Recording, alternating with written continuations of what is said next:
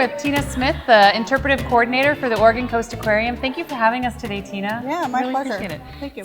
So you're going to tell us about what goes into preparing displays for your audience. So the majority of the audience that comes here are families, adults with children. And so when I am writing signage or developing exhibits, I have to really think about what they're going to read and what they're going to be interested in. And so I write to their reading levels and things. So the majority of the signs that you see around the aquarium are written at a 7th, 8th grade reading level. And I have a program, basically Microsoft Word has readability statistics that you can check your paragraph and see if it's what grade level it is or how difficult it is readability wise. So the majority of the signs that you'll see around are all at the level of 7th and 8th grade. Yeah. We've been admiring the beautiful C-Pen display. It's so much fun to watch it. And you were just telling me that the monitor up top, you guys decided to add that feature. How come? Right. So this is new in the last 5 or 6 years. And before, we didn't have anything up there. We just had the signs that you see here with some pictures. And from time to time, the C-Pens will burrow down into the sand, which is their normal behavior. So when people would come by, all they would see is sand and not see the animal and not really get an idea of what was in there. So we decided to videotape the C-Pens over a 24, 48-hour period, and we received this lovely video that shows what the C-Pens do when you're not around, maybe. And so that was a really nice addition to this exhibit that we didn't have before. Have you noticed that people spend more time over here now? They do, yeah. And they do, when they see the C-Pens or that are out like they are now, they stop. There were a lot of people in here before. Yeah.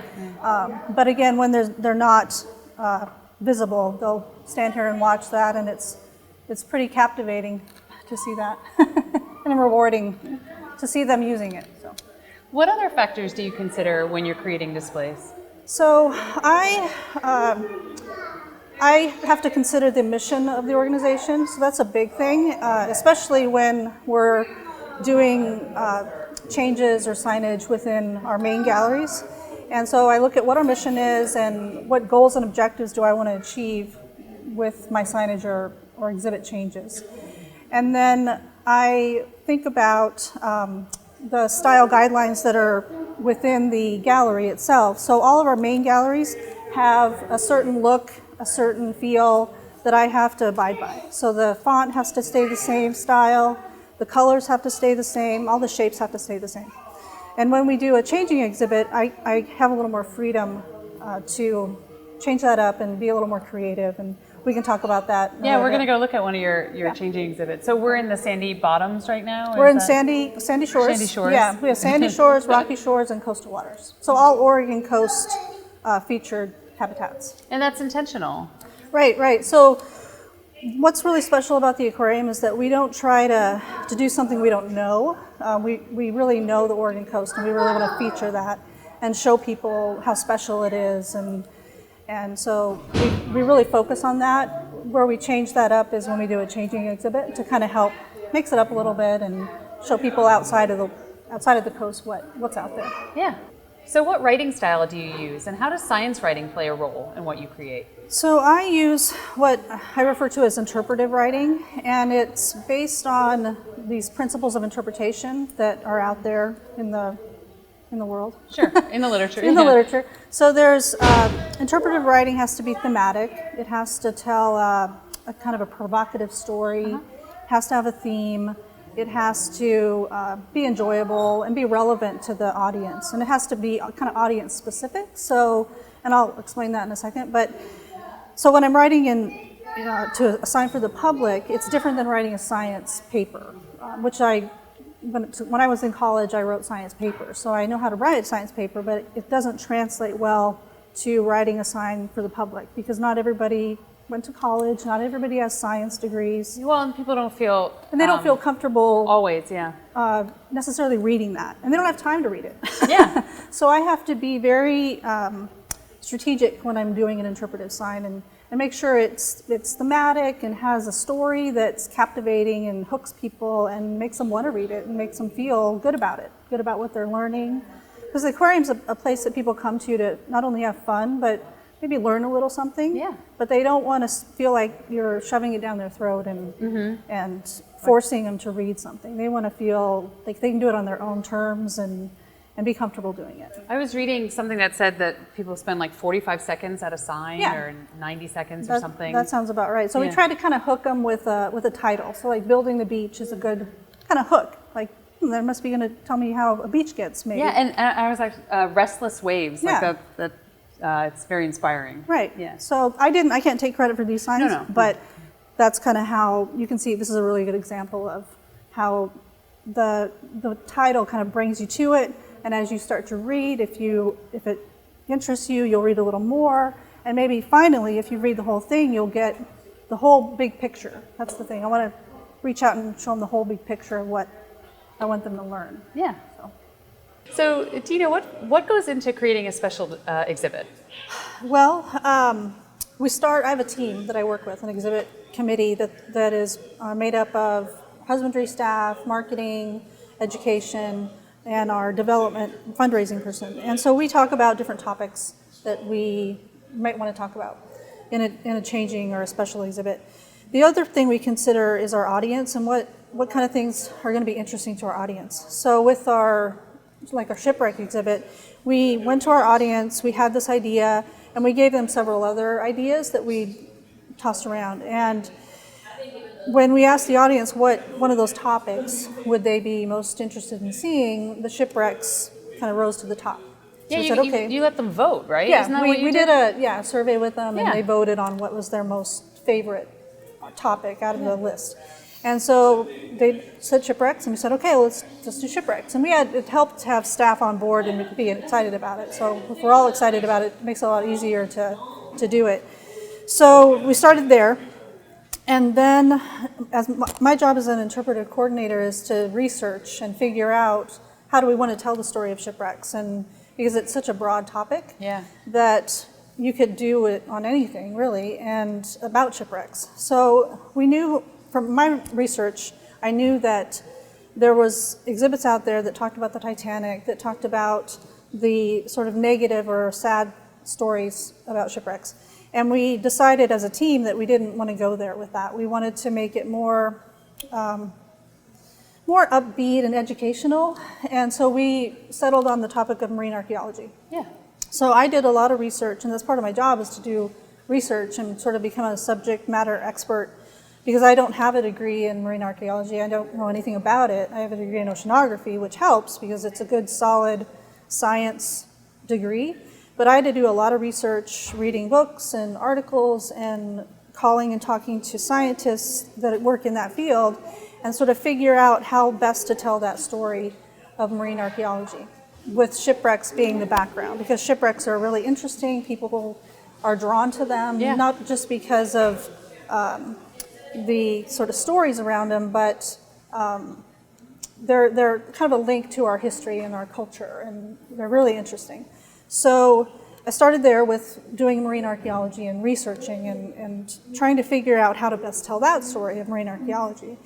And one of the things that I consider when I do any kind of changing exhibit or changing space is I decide on a theme.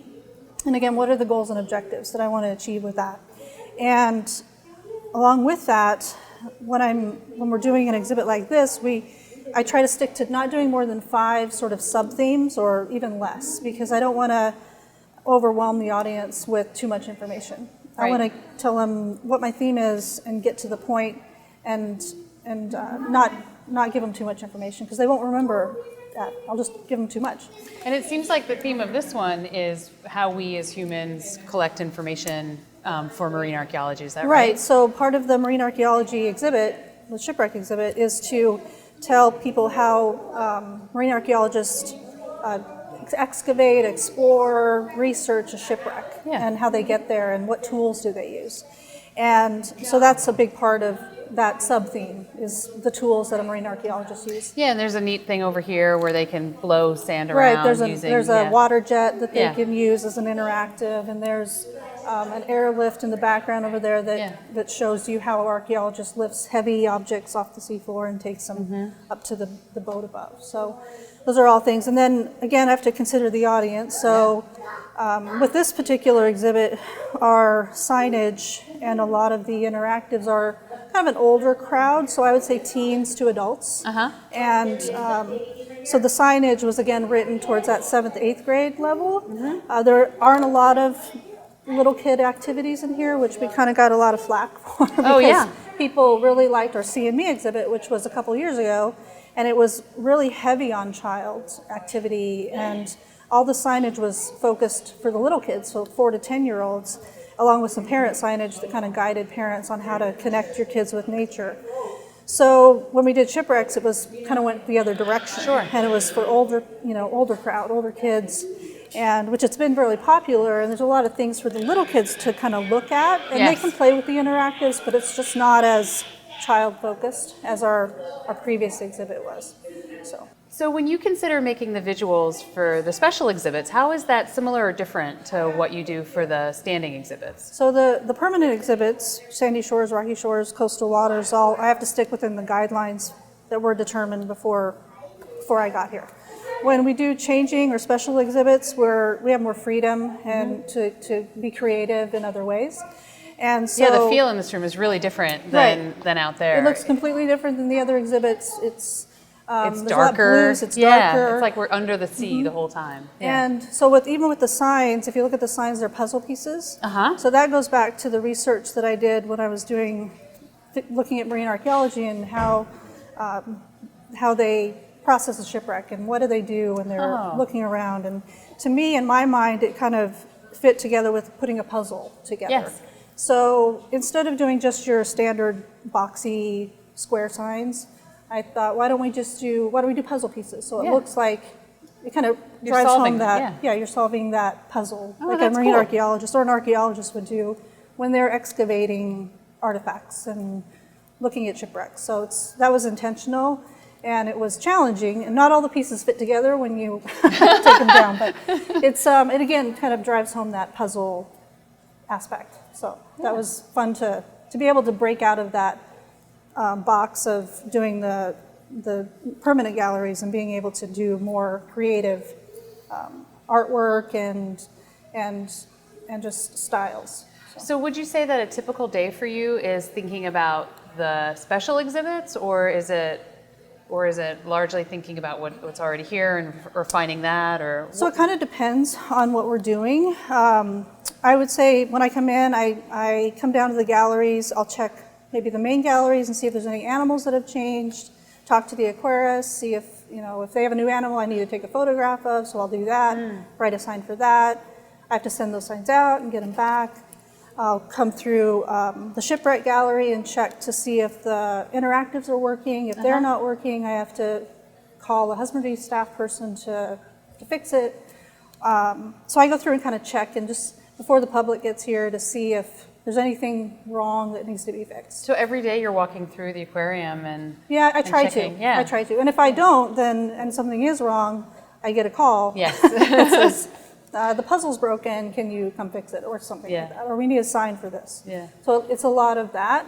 When we're working on a changing exhibit and we're planning that, which we change them up every 18 months or so, I'll be involved in writing interpretive plans, and again going back to doing research, because we don't always pick the topics that I know things about. I have to figure out, well, what's special about this, and how can I communicate that topic and that idea to the public and get them to really care about it and want to stay and hang out. And it's hard because your audience that comes in come from so many diverse backgrounds, and they value the ocean differently. They do. And there's economic value, or there's social or cultural values, and you really have to try to appeal to all of them with the work that you do. And be respectful. That's one of the biggest challenges, is because our audience, there's kids around here, there's little babies, there's senior citizens, 90 years old, and then there's people with all different educational backgrounds, and we have groups from foreign countries.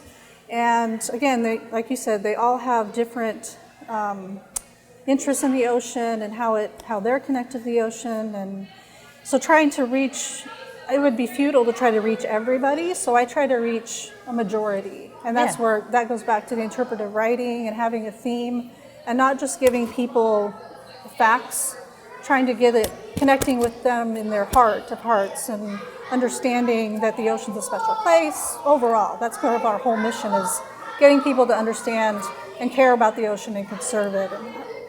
Those children sound super excited to be coming in here right now, I have to tell you. School group. It's awesome. Yeah. Yeah, it's really rewarding when I come down and the kids are playing in one of the interactives and they're using it how it was intended to be used. Yeah. Because you don't really know if it's going to work until you start testing it.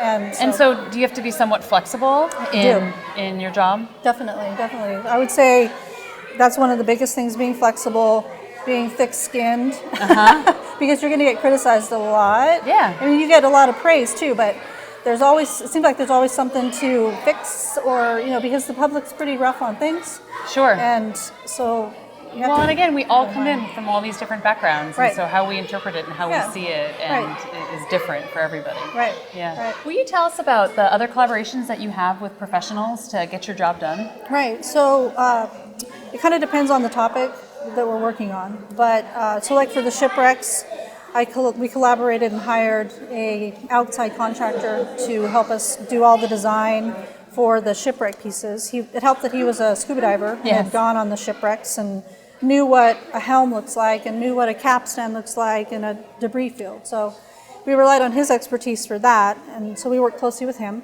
When we did our CNME exhibit, which was focused on children, we visited the Children's Museum in Portland and talked to their exhibit manager, who builds children's exhibits every day and knows how to do that. And he helped guide us and design interactives for the children for CNME. And he also kind of helped me figure out how to write my signage to little kids, because the signage for that had to be 4 to 10-year-olds, and you can't write scientifically to a 4 or 5-year-old. Not in the same way you would to an 80-year-old, No, yes. no. You were saying that you're going to change this exhibit a little bit too, and We add are. some more interactive features for children. Right, so again, we reached out to the exhibit designer that helped us with CNME, the children's museum person, and he came down and visited and walked through the shipwreck exhibit and gave us some ideas on how we can make it a little more child-friendly, interactive. And accessible to and them. accessible, Yeah. right, because right now, the way Shipwrecks is, we have a few little things and there's wonderful fish to look at,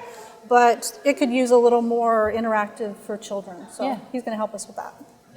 So you have a great job, and it seems super fun, but what's your favorite part of it? I would say that there's several things that I love about it, but it's never the same. It's really intellectually stimulating. It's really challenging, which I love. And it's not like your typical office job. I'm not always sitting in a chair. Yeah. I can come down and there's lots of animals to look at, lots to learn. So I really love that about it, probably the most. It helps too that I'm passionate about what the aquarium's doing, and I really believe in its messaging, and it makes me feel like I'm not just doing this for myself. I feel like I'm doing it for the greater good. Yeah. So that's fulfilling as well. So it's just really fulfilling and wonderful to be able to do what I do. How did you get here? How did you end up in this role? So I grew up in Wyoming, which is way far away. So much ocean there. Right. Yeah. But this is going to sound cliche, but I watched Jacques Cousteau, and it was really interesting to me, and I was enamored by that, and it was adventurous, and so that kind of carried me through my adulthood. I went to college for oceanography, and with oceanography, it's really, again, heavy science. There's a lot of research you can do with it. But what helped me with it, with the school that I went to, was really heavy and emphasized writing. Yeah. And that kind of helped me on my path. So when I came here, I didn't get a job right away. I started volunteering.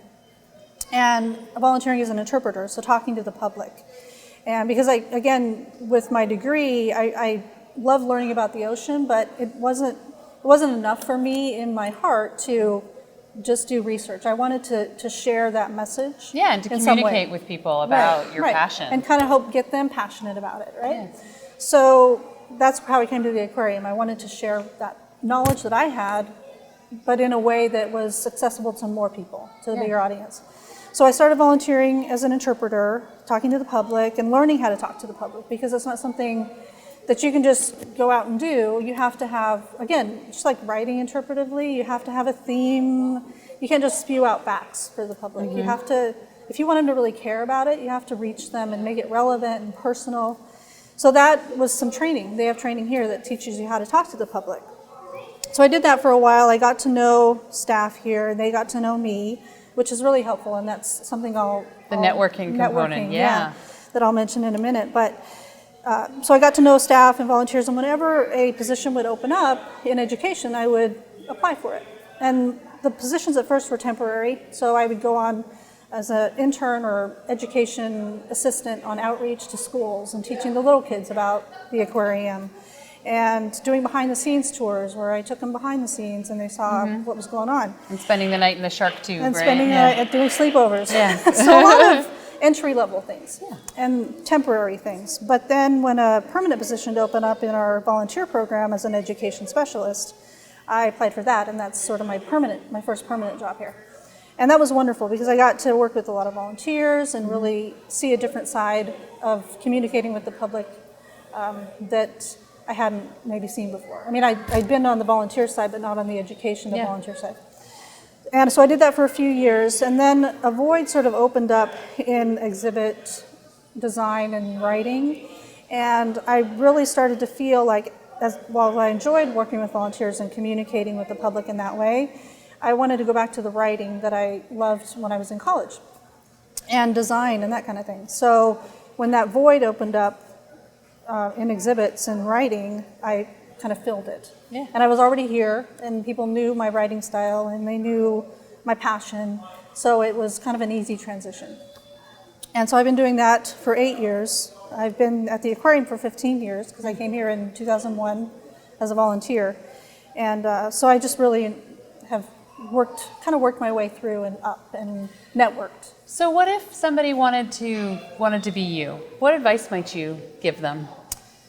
I would say, don't be afraid to put yourself out there and volunteer or talk to people in the field. It'll give you a better idea of what that's about, because you could go volunteer and be in something you think you want to do, but when you get into it, it's like, that's not what I thought it was going to be. Right. So it'll not only help you to figure out your goals and your life path, but it'll help the organization you're volunteering with to get to know you and your personality and see if you're a right fit for them. So I would say that, and I would say if the zoo and aquarium world especially are really competitive.